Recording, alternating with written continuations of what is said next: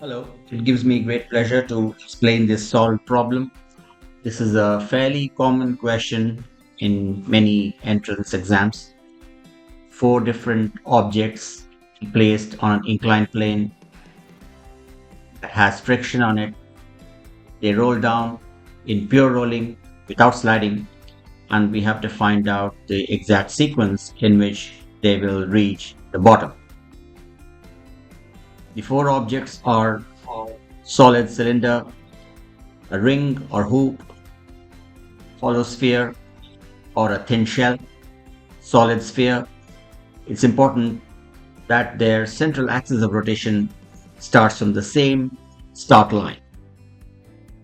Here's an animation that I have created. This is a slow motion, and we can see that the solid sphere reaches first, followed by the solid cylinder, then the hollow sphere, and lastly the ring. This is a further slow motion to observe it very closely, and you can see the gap between the objects as they reach the bottom. Now to get the solution. There are many different kinds of solutions on the net. The easiest one is to find the linear acceleration A of the center of mass of these objects.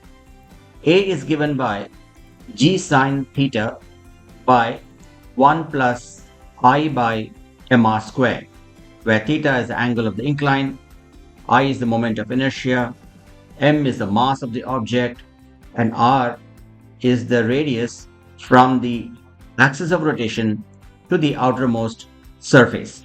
Here, r is not the radius of gyration. Please note that. The values of I for different objects is shown on the right hand side, and you can see that the linear acceleration A is very much a function of the moment of inertia.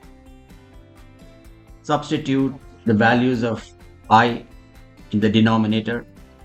The mr squared terms cancel conveniently, giving a number in the denominator, and so the value of A becomes simple. Solid sphere, it's 0.71, and so on.